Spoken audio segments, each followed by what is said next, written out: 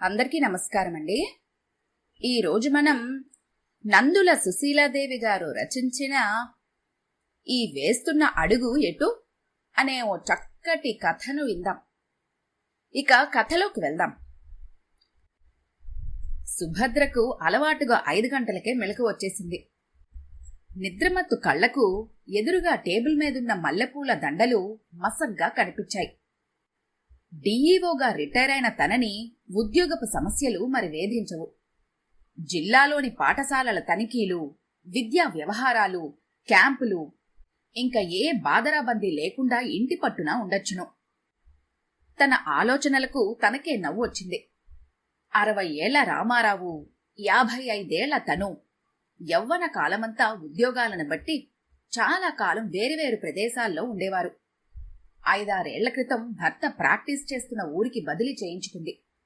అప్పటి నుంచి తనను రిటైర్ అయ్యే వరకు అదే ఊళ్ళో స్థిరంగా ఉంచారు. న్యాయవాది అయిన భర్త ఒకచోట స్థిరంగా ఉండి ఇల్లు కట్టుకోవటంలో పిల్లలు 3 తండ్రి దగ్గరే పెరిగారు. ఇంజనీరింగ్ అవగానే వాసు బిలాయిలో స్థిరపడిపోయాడు. రెండోవాడు రవిచంద్ర ఫిజిక్స్ లో రీసెర్చ్ చేయడానికి కెనడా వెళ్లి 2 ఏళ్లు కావస్తోంది. కడసారపుది విజయ మెడిసిన్ చివరి సంవత్సరంలోకి వచ్చింది. సుభద్ర లేచి కూర్చుంది. రామారావు భార్య వైపు చూసి అన్నాడు, అప్పుడే లేచి ఏం చేయాలి? హాయిగా రెస్ట్ తీసుకో. సుభద్ర మళ్ళా కళ్ళు మూసుకుంది. అలవాటు లేక నిద్ర రాలేదు. పొద్దుటే ఆదరా బాదరాగా లేవటం, ఏ ఫైల్సో చూసుకోవటం, లేదా ఏ క్యాంపుకో ప్రయాణం అవుతూనో ఉదయం తీరిక లేకుండా పోయేది. లేచి మొహం కడుక్కొని వంటింట్లోకి వచ్చింది. అప్పుడే లేచిన లక్ష్మి నెమ్మదిగా అంది, ఈరోజు అప్పుడే లేవరేమో అని డికాషన్ తీయలేదు. 1 నిమిషంలో కాఫీ తెస్తాను. ముందు వసారాలో పడక్కుర్చీలో కూర్చుంది సుభద్ర. లక్ష్మి వేడివేడి కాఫీ తెచ్చిపెట్టింది. 8 అయితేగాని పేపర్ రాని ఈ ఊరు తనకి ఎప్పుడూ నచ్చదు. కాఫీ తాగి స్నానం చేసి వచ్చినా ఇల్లంతా నిశ్శబ్దంగానే ఉంది. భర్త 8 కానీ లేవడు. రాత్రి పొద్దుపోయే వరకు క్లబ్బుల్లో గడిపి పగలంతా కేసులు సాక్ష్యాలు అంటూ రోజు గడిపేస్తాడు రామారావు. విజయ లేచినట్లుంది. లక్ష్మీ, కాఫీ అని అరుస్తోంది. రాత్రి 2 గంటల వరకు చదివి పొద్దుట ఆలస్యంగా లేచి ఆదరా బాదరాగా తయారై మెడికల్ కాలేజీకి పరిగెడుతుంది కూతురు. సాయంత్రం సినిమాలు, స్నేహితులు అంటూ క్షణం ఇంట్లో నిలవదు. చదువులో ఎప్పుడూ మెరిట్లో రావటం వలన స్నేహితులతో ఎంత కాలం గడిపినా విజయను తండ్రి ఏమీ అనడు. సుభద్రని ఒక్కసారిగా భరింపలేని ఒంటరితనం ఆవరించింది. భర్త దినచర్యలో కాని, కూతురు దైనందిన కార్యక్రమంలో కాని తన ప్రమేయం ఏమాత్రం లేనేలేదు. ఇన్నేళ్లు ఉద్యోగపు ఒత్తిడిలతో కాలం గడిపేసిన తనకు ఈరోజు హఠాత్తుగా తిరునాళ్లలో తప్పిపోయిన పిల్లల మనసంతా అలజడిగా ఉంది. రామారావు వచ్చి దగ్గరలో కూర్చున్నాడు. లేడీస్ క్లబ్లో చేరు సుభద్ర, పొద్దుపోతుంది. సుభద్ర తలెత్తి భర్తను చూసింది. తనకు మహిళా సంఘాలన్నా క్లబ్బులన్నా విపరీతమైన చిరాకు. ఆ విషయం రామారావుకి తెలుసు. సుభద్ర నెమ్మదిగా అంది, ఇంట్లో హాయిగా ఉండాలని ఎన్నేళ్ల నుంచో నా కోరిక. ఇన్నాళ్లకు ఆ విశ్రాంతి లభించింది. రామారావు కళ్లల్లో అరసెకను కాలం సానుభూతి తలుక్కుమంది. నెమ్మదిగా అన్నాడు, ఈ విశ్రాంతి భరించడం అంత తేలికైన విషయం కాదు సుభద్ర. ఏవైనా నీ ఇష్టం. విజయ కాలేజీకి వెళ్ళిపోయింది. 11 అవుతుంటే రామారావు కోర్టుకు వెళ్ళిపోయాడు. ఇంట్లో లక్ష్మి తను మిగిలారు. వంటయిందని లక్ష్మి పిలిచినా భోజనానికి వెళ్లబుద్ధి కాలేదు. చేతికందిన నవల చదువుతూ కూర్చుంది. ఎప్పటికో లక్ష్మి తిరిగి పిలిచింది. భోజనం చేస్తుంటే కూరలో ఉప్పు ఎక్కువగా ఉంది అనిపించింది. సాంబార్లో పప్పు మాడినట్లుగా అనిపించింది. ఇన్నేళ్ల నుంచి తాను తీరిగ్గా ఎప్పుడూ భోజనం చెయ్యలేదు. ఎప్పుడూ హడావిడి. అదే కంగారులో విజయ, రామారావు కూడా తినేస్తూ ఉండి ఉంటారు. తాను మాత్రం చేసే పనే ఉంది. లక్ష్మిని మాన్పించేస్తే? ఎప్పుడో 15 ఏళ్ల క్రిందట తను వంట చేసేదిగాని ఈ మధ్యకాలంలో కాఫీ కూడా తాను పెట్టుకోలేదు. రెండోవాడు సెలవులకొస్తే ఎప్పుడైనా తను స్వీట్స్ చేసేది. వాడు దేశం వదిలి వెళ్ళాక మరి తాను వంటింట్లోకి ప్రవేశించలేదు. కాని 3 మనుష్యులకు తాను వంట చేయలేదా? మధ్యాహ్నం అవుతుంటే ఆఫీస్ నుంచి గుమస్తా వచ్చి కొన్ని పేపర్ల మీద సంతకాలు పెట్టించుకుని వెళ్ళాడు. పెన్షన్ రావటం కోసం మళ్లీ బోలెడు తతంగా ఉంది. నిజమే, రామారావు అన్నట్లు విశ్రాంతి ఎరుగని తనకు హఠాత్తుగా ఇంత టైం దొరికితే ఏం చేయాలో తెలియక సతమతమైపోతుంది. మర్నాడు ఉదయం విజయ లేచేసరికి కాఫీ చేసిచ్చింది. విజయ నొచ్చుకుంటూ అంది, నీవెందుకు అవస్థ పడతావు మమ్మీ? లక్ష్మి తెచ్చేదిగా, లేకపోతే నేనే చేసుకునేదాన్ని అంటూ అక్కడి నుంచి వెళ్ళిపోయింది. ఎవరి పనిని వాళ్ళు చేసుకోవాలని పిల్లలందరికీ తాను చిన్నతనం నుంచి ట్రైనింగ్ ఇచ్చింది. కాని ఈరోజు మాత్రం విజయ్ అన్న మాటలకి ఎక్కడో సన్నగా కలుక్కుమంది. రామారావుకి వడ్డన చేసింది. అతను నవ్వాడు. గుడ్, ఇన్నాళ్లకు పెళ్ళాం వడ్డిస్తుంటే తింటున్నాను. నిజంగా సుభద్ర, దాంపత్యంలో ఈ కంపానియన్షిప్ ఉంది చూశావు, ఇది ముసలితనానికే మరీ అవసరం. విజయ మెడిసిన్ పూర్తి చేసి లైఫ్లో సెటిల్ అవ్వగానే నేను ప్రాక్టీస్ మానేస్తాను. సంపాదించింది ఇక చాలు. హాయిగా కబుర్లు చెప్పుకుంటూ శేష జీవితాన్ని గడిపేద్దాం. సుభద్ర క్రమంగా ఇంట్లో ఉండటానికి అడ్జస్ట్ అవుతోంది. లక్ష్మీ చేత దగ్గరుండి పనులు చేయించటం, తోట సంరక్షణ చేస్తూనో రోజులు గడిపేస్తోంది. సుభద్రకి ఉద్యోగం నుంచి విశ్రాంతి దొరికాక చిత్రంగా కూతుర్ని పరిశీలించడంలో అలవాటైపోయింది.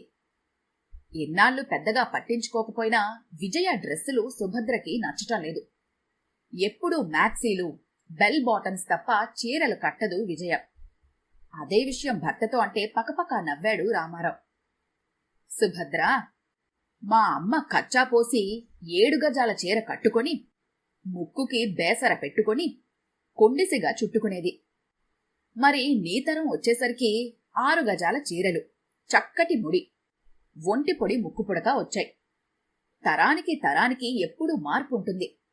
ఆ మార్పుని మనం అంగీకరించాలి, తప్పదు. విజయకి నేషనల్ స్కాలర్షిప్ ఉంది. చదువులో ఎటువంటి లోటు లేదు. అయినా సుభద్రకు విజయ జీవిత విధానం నచ్చటం లేదు. ఎప్పుడూ ఫ్రెండ్స్, సినిమాలు, పిక్నిక్లు. చదివితే ఇక రాత్రంతా కూర్చొని చదివేయటం. తాను టీచర్గా ఉన్న రోజుల్లో క్లాసులో పిల్లలకి ఏ రోజు పాఠాలు ఆ రోజు తను ముందుగా చదువుకొని తర్వాత పిల్లలకు చెప్పేది. మెడిసిన్ ఆఖరి సంవత్సరంలో ఉన్న కూతురికి తాను ఇచ్చే సలహా మాత్రం ఏముంది? ఎంత అభ్యుదయవాదంతో ఆలోచించినా విజయ తరం ఎక్కువ స్వేచ్ఛను అనుభవిస్తున్నారేమో అనిపించేది. ఓ ఆదివారం విజయ తమతో టిఫిన్ తీసుకుంటూ ఉంటే అంది సుభద్ర భర్తతో, మీ ఎడిషనల్ జడ్జి గారి అబ్బాయి ఎండి కదా, విజయకి ప్రయత్నిద్దామా? విజయ గట్టిగా నవ్వేసింది. డాడీ, మమ్మీకి రిటైర్ అయ్యాక చాదస్తం పెరిగింది. పెళ్లిళ్ల పేరమ్మలా నాకు సంబంధాలు వెతకటమేమిటి? నాకు బదులుగా మీరు వరుణ్ణి ప్రేమించి నాకు పెళ్లి చేయనక్కర్లేదు. నాకే నేను వెతుక్కొని నాకు నచ్చితే పెళ్లి చేసుకుంటాను. ఈ పెళ్ళనేది కేవలం వ్యక్తిగతమైన సమస్య. ఇంకా తల్లి తండ్రి చూసి, చుట్టాలు పక్కాలు విచారించి ఈ మేటర్ని కాంప్లికేట్ చేయాల్సిన రోజులు కావివి. అయినా నేనింకా పోస్ట్ గ్రాడ్యుయేషన్ చెయ్యాలి. ఇప్పుడిప్పుడే పెళ్లి అవి అంటూ బాధ్యతల్లో ఇరుక్కుపోవటం నాకిష్టం లేదు. సుభద్ర మరి మాట్లాడలేదు. విజయ వెళ్లిపోయాక రామారావు కాస్త ఓదార్పుగా అన్నాడు, సుభద్ర, కొంచెం మన పెళ్లి రోజులు గుర్తు తెచ్చుకో. చదువుకున్న పిల్లవని, శాఖ భేదమని మా అమ్మ నూతులో దిగుతానంది. మీ అమ్మగారు విషం తాగుతానన్నారు. అందర్నీ కాదని మనం పెళ్లి చేసుకున్నాము. ఆ రోజున మనం మన తరంలో అభ్యుదయవాదులం. మనలాగే మన పిల్లలకు వ్యక్తిత్వం, స్వంత నిర్ణయాలు ఉంటాయి. మన అభిప్రాయాలు వాళ్ల మీద రుద్దటం మంచిది కాదు. వాళ్ల మార్గాన్ని వాళ్లనే ఎన్నుకోని. సుభద్ర మౌనంగా ఉండిపోయింది. ఆ రోజు విజయ గది సర్దుదామని కూర్చుంది సుభద్ర. సాధారణంగా కూతురు గదిలోకి ఏనాడు అడుగు పెట్టదు. బొత్తిగా కాలక్షేపం లేక అన్ని గదులు సర్ది కిటికీ తెరలు మారుస్తూ విజయ గది కూడా సర్దసాగింది. అలమరా నిండా ఉత్తరాలే. సంస్కారం అడ్డొచ్చి విప్పి చదవలేదు గాని ఆ నీలిరంగు కవర్లు, సెంటు వాసనలు ఆ లేఖల్లోని సంగతులను వెల్లడి చేస్తూనే ఉన్నాయి. హఠాత్తుగా సుభద్ర తేలికుట్టినట్లుగా ఉలిక్కిపడింది. అల్మరాల్లో ఉన్న టాబ్లెట్స్ ని చేతిలోకి తీసుకుంది. వాసు తర్వాత వెంటనే పిల్లలు వద్దనుకొని 2 ఏళ్లు ఆ మాత్రలు తను వాడింది. బుధ, గురు, శుక్రవారాలు మాత్రలు వాడినట్లుగా ఉన్నాయి. ఆ రోజు శనివారం. సుభద్రకు అరికాళ్లలో నుంచి వణుకొచ్చింది. తనకు తెలుసున్నంతవరకు విజయకి ఏ విధమైన గైనిక్ ట్రబుల్ కూడా లేదు. అయినా ఈ మాత్రలు విజయ ఎందుకు వాడుతోంది? అంతలో గది సర్దటం ఆపేసి బయటకొచ్చేసింది. మనసంతా కొలిమిలా భౌవగా మండసాగింది. ఇదే రకమైన ప్రగతి పదం? నీతిని అవినీతిని వేరు చేసే సన్నని సరిహద్దు రేఖను తుడిచివేసే ఈ రకమైన అభ్యుదయమా ఈ నవతరానికి కావలసింది? మనసంతా సంక్షుభిత సాగరంలా అల్లకల్లోలం కాసాగింది.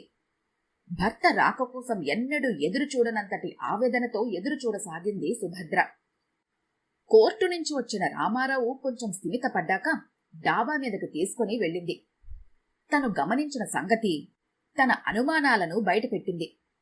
ఈసారి రామారావు నవ్వలేదు. ఆ తండ్రి మొహంలోనూ నీలి నీడలు వ్యాపించాయి. కొత్తగా వచ్చిన ఆత్మ పరిశీలనతో అంది సుభద్ర. విజయలో ఈ విధమైన పరిణామం తల్లి ఉద్యోగస్తురాలవటం వలనేమో, కుటుంబం పట్ల నా బాధ్యత తిన్నగా నిర్వర్తించలేకపోవటమేనేమో. రామారావు అన్నాడు. అది నీ భ్రమ సుభద్ర. పసివాళ్లగా ఉన్నప్పుడు నువ్వు పెద్దగా పిల్లలను వదిలి ఉండనే లేదు. స్కూల్లో ఉన్న 5-6 గంటలు తప్ప పిల్లల్ని ఒక్క క్షణం వదిలి ఉండేదానివి కాదు. కొంతవరకే తల్లిదండ్రుల పెంపక ప్రభావం ఉంటుంది. కొంత వయసొచ్చాక పిల్లల వ్యక్తిత్వాలను తీర్చిదిద్దేవి వాళ్ల స్నేహితులు, పరిసరాలు, సంఘంలోని ప్రస్తుత మార్పుల ఛాయలు వాళ్ళని ప్రభావితం చేస్తాయి. నువ్వు ఉద్యోగం చేయకుండా ఇంట్లోనే ఉండి ఉన్నా లక్ష్మి చేస్తున్న సేవ వాళ్లకి చేసేదానివి. అంతకంటే నీ ప్రభావం ఓ వయసు దాటాక వాళ్ల మీద ఉండదు. ఇది ఈనాటి యువతను ప్రభావితం చేసే నూతనమైన మలుపు. అన్నింట్లోనూ స్వేచ్ఛ వీరికి కావాలి. అందుబాటులో ఉన్న వైద్య విధానాలలో ఏ బాధ్యత వీరికి లేదు. సుభద్ర మౌనంగా వినసాగింది. రామారావు తిరిగి అన్నాడు. అమ్మాయిలకు అబ్బాయిలకు ఒకటే స్వేచ్ఛ. ఈ స్వేచ్ఛ మనస్తత్వంలో ఉరకలు వేసే యువతరం వల్ల దేశం ఎలా అవుతుంది అన్న విషయం ఊహించడం మన వల్ల కాదు. మనం కేవలం ప్రేక్షకులం మాత్రమే. సుభద్ర 2 కళ్ళు నీటితో మిలమిల్లాడాయి. మన విజయనైనా మనం అదుపులో పెట్టుకోలేమా? వేదనగా అన్నాడు రామారావు. మన వల్ల ఏమవుతుంది సుభద్ర? ఇది ఈ నవతరం సృష్టిస్తున్న నూతన వ్యవస్థ. విజయ గదిలోకి ఈ రోజు నువ్వు అడుగుపెట్టి ఉండకపోతే నువ్వు ఈ సత్యాన్ని గమనించి ఉండేదానివి కాదు కదా. మనం ఏమీ ఎరుగునట్టుగా ఉండటమే మనం చేయగలిగింది. కోర్టులో ప్రస్తుతం ఎన్ని విడాకుల కేసులున్నాయో తెలుసా? భర్తను స్వయంగా ఎన్నుకుంటున్నారు. తిరిగి ఆ వ్యక్తితో చిన్న చిన్న విషయాలకే విభేదిస్తున్నారు. ఇది వరలో లాయర్లకు ఎంతసేపు భూమి తగాదాలు, ఆస్తి పంపకాలు, దత్తతలు, భరణాలు, పరువు నష్టాలు ఇవే కేసులు. ఇక ముందు ముందు లాయర్లందరికీ విడాకుల కేసులు, పిల్లల సంరక్షణ కోసం కీచులాటలు, కాంపన్సేషన్స్, ఈ కేసులే ఎక్కువ ఉండేలా కనిపిస్తోంది. క్రింద విజయ వచ్చినట్లుగా శబ్దం అయింది. లక్ష్మి, నా సూట్ కేసు సర్దు, గంటలో వెళ్ళిపోవాలి. ఐ క్యాంప్లో నన్ను అసెస్ చేయమని మా ప్రొఫెసర్ అడిగారు. 2 రోజులు ఇంటికి రాను. గలగలా మాట్లాడుతున్న విజయ వాక్ ప్రవాహం మౌనంగా కూర్చున్న దంపతులను తాకుతూనే ఉంది. సుభద్ర, రామారావు సావిట్లోకి వచ్చారు. లక్ష్మి ముగ్గురికి వేడి కాఫీ తీసుకొని వచ్చింది. డాడీ, నాకు డబ్బు కావాలి. రామారావు చిరునవ్వు నవ్వాడు. కమాన్ బేబీ, ఎంత కావాలో తీసుకో. తండ్రి పర్సులో నుంచి డబ్బు తీసుకుని బ్యాగులో పెట్టుకుంది విజయ. మమ్మీ, సోమవారానికి కాని నేను తిరిగి రాను. ఇదిగో ఐ క్యాంప్ జరిగే అడ్రస్, ఇది ఫోన్ నెంబరు. తల్లికి కాగితం ఇచ్చేసింది. సుభద్ర వెళ్లిపోతున్న కూతురు వంకే నిశ్శబ్దంగా చూడసాగింది. బ్యాగు భుజాన వేసుకుని సూట్ కేస్ చేతిలో పట్టుకుని బయటకు అడుగువేసింది విజయ. ఆధునిక జీవిత లక్షణం స్పీడ్. ఈ స్పీడు ఎక్కడికి తీసుకెళ్తుందో పాల్గొనేవారు ఆలోచించలేరు. పాల్గొనని వారు కన్న తల్లిదండ్రులైనా ఆలోచించి లాభం లేదు. ఈ కథ కనుక మీకు నచ్చినట్లయితే లైక్ చేయండి, షేర్ చేయండి. మరిన్ని ఇంట్రెస్టింగ్ కథల కోసం మా ఛానల్ని తప్పకుండా సబ్స్క్రైబ్ చేసుకోండి.